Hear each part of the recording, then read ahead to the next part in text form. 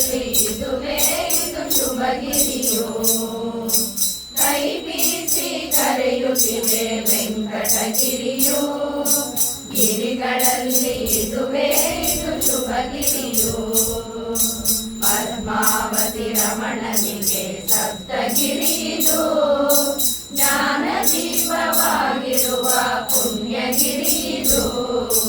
ಪದ್ಮಾವತಿ ರಮಣನಿಗೆ ಸಪ್ತಗಿರಿದು. ಜ್ಞಾನ ದೀಪವಾಗಿರುವ ಪುಣ್ಯಗಿರಿದು. ಕೈ